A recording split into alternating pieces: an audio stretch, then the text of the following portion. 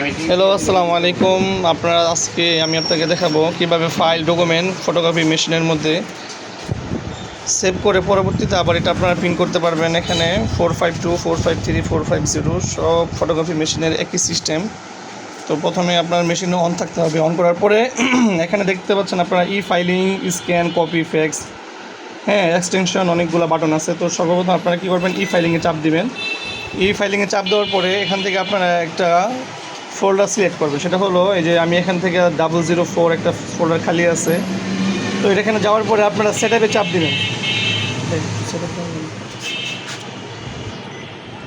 তো সেটআপে চাপ দেওয়ার পরে এখানে দেখেন বক্স নেম আছে। আমি একটা বক্সের নাম দিব আর কি, যেটা যেমন ধরেন আপনি ইউকে দিয়া অথবা আপনার যে ফাইলের যে ডকুমেন্টের যে নাম ওই নাম দিয়ে আপনারা সেভ করতে পারেন। তারপর আপনার এখানে এন্টার চাপ দেবেন।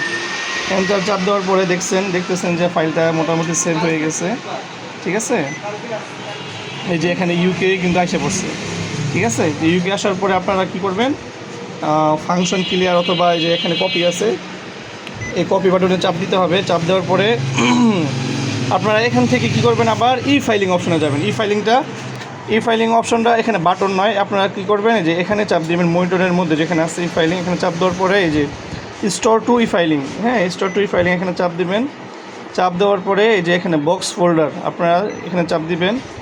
চাপ দেওয়ার পরে দেখতে পারবেন আমরা যে কিছুক্ষণ আগে আমরা এখানে একটা ফোল্ডার সেট করছিলাম, সেটার নাম দিয়েছিলাম ইউকে। তো ইউকে ফাইলটা আপনারা এখানে দেখতে পারতেছেন। তো ইউকে ফাইলে আমি এখানে চাপ দিব। চাপ দেওয়ার পরে এখান থেকে এন্টার দিবেন। এন্টার দেওয়ার পরে আবার আরেকটা এন্টার দিবেন। ঠিক আছে,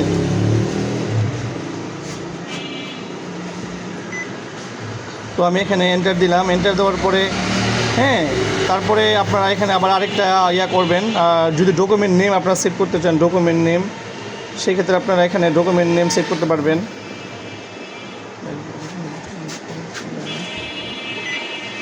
ডকুমেন্ট নেম যেমন এটা এখানে দেখুন যেহেতু একটা নাম দেওয়া আছে, এটা আপনি কাটবেন।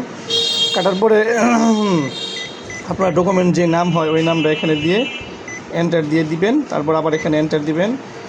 আপনারা যদি যেই ফাইলটা এখন সেভ করবেন ওই ফাইলটা যদি এখন সাথে সাথে প্রিন্ট করতে চান, সেক্ষেত্রে এখানে ইয়েস অপশন দিবেন। যেখানে লেখা আছে দেখতে পাচ্ছেন আপনারা প্রিন্ট দিস ডকুমেন্ট, পাশে প্রশ্নবোধক চিহ্ন। আপনারা যদি, যেহেতু আমি এখন এটা প্রিন্ট করবো না, সেক্ষেত্রে আমি এখন আর কি সেজন্য এখানে নো দিব। নো দেওয়ার পরে আপনারা এখন ডাইরেক্ট এখান থেকে বেসিকে চলে যাবেন। বেসিকে চলে যাওয়ার পরে এখন আপনি ফাইলটা কীভাবে আপনারা সেট করবেন দেখেন। এখন দেখতে পারতেছেন এখানে শর্ট, মানে এটা আর কি মানে কপি আকারে সেট আপ হয়ে গেছে আর কি। তো আমি এখানে A4 দিব, A4 সিলেক্ট করব। A4 পরে সিম্পল আমি একটা ডুপ্লেক্স এপিডিপিট যদি ফটোকপি করেন এপিডিপিট করবেন। আর যদি কেউ সিঙ্গেল যদি সেভ করতে চান তাহলে সেক্ষেত্রে আর কি সিম্পল দিবেন। আমি যেহেতু এপিডিপিট করবো সেক্ষেত্রে আমি এখানে ডুপ্লেক্স দিলাম। আর কালি কতটুকু বাড়াবেন, মানে কালির পরিমাণটা এখানে আপনারা দিয়ে নেবেন। আমার মনিটরটা একটু কাজ করতে একটু সমস্যা হয়। কালি আমি এখানে দেখা গেছে 2 দাগ আমি কী করলাম, ওই ফাইলের জন্য এখানে কালি 2 দাগ দিয়ে নিলাম। আর পার্সেন্টেজ আপনারা কী করতে পারবেন, পার্সেন্টেজ কমাইতে পারবেন, বাড়াইতে পারবেন। বাড়াই দিয়ে এটা কী করবেন, সেভ করে নেবেন।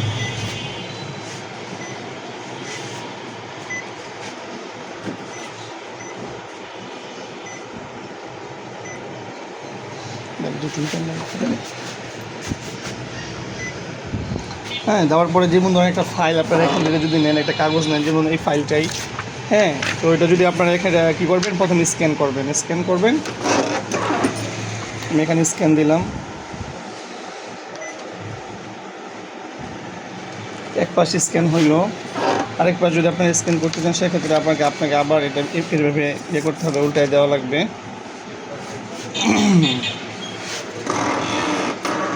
উল্টা দিতে হবে।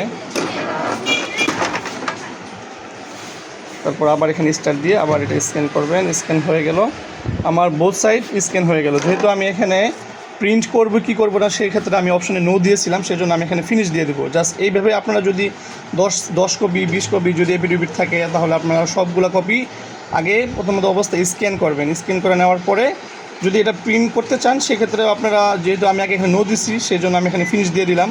তো আমার এই ফাইলটা এখন সেভ হয়ে গেছে। ঠিক আছে, ফাইলটা এখন আমার টোটালি সেভ হয়ে গেছে। তো আপনারা যদি কেউ অ্যাকসেপ্ট করলে এখানে আপনারা সিম্পল দিয়ে নেবেন। ঠিক আছে, সো সেক্ষেত্রে আমি আমার যে যে ফাইলটা আমি সেভ করছি আমি এখন ওখানে যাব, ওখানে গিয়ে তারপর ওইটা প্রিন্ট করব। ঠিক আছে, আপনাদেরকে দেখাচ্ছি আর কি। এই যে আমি এখানে সেক্ষেত্রে আপনারা যে ফাইলিংয়ে যাবেন, ফাইলিংয়ে আপনারা জানেন, আপনারা প্রথমে দেখছেন যে আমি ইউকে ফাইলে আমি এখানে সেভ করছিলাম। তো আমি এখানে ইউকেতে চাপ দিলাম, চাপ দেওয়ার পরে এই যে এন্টার দিলাম।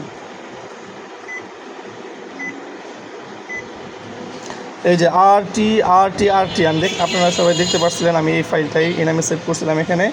এখন আপনারা যদি এই ফাইলটা যদি 5 সেট 10 সেট অথবা 2 সেট 3 সেট করতে চান, সেক্ষেত্রে কী করবেন, সেক্ষেত্রে আপনারা এখানে সেটিংস অপশন আছে, সেটিংসে গিয়ে আপনারা কী করবেন, এখানে যদি আপনারা 5টা করেন তাহলে 5টা দিবেন, যদি 6টা করেন, ঠিক আছে, আপনার ইচ্ছা করলে এটা করতে পারবেন। ঠিক আছে, যদি করেন 6টা করেন অথবা যদি 2টা করেন, হ্যাঁ, সেই ক্ষেত্রে আপনারা এটা এখান থেকে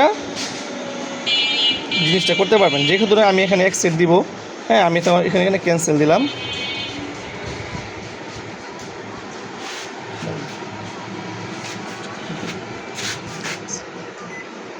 তারপর আপনার ফাইলের মধ্যে চাপ দিবেন, চাপ দিয়ে যেহেতু যদি আপনি এক সেট প্রিন্ট করেন তাহলে শুধু এখানে যদি আপনার প্রিন্ট অপশনে চাপ দেন 10 থেকে 20 সেকেন্ড আপনারা একটু ওয়েট করবেন। ওয়েট করার পরে দেখবেন সাথে সাথে আপনার এই প্রিন্টটা আর কি সুন্দর মতো আপনার এই ফটোকপিটা বের হয়ে আসবে।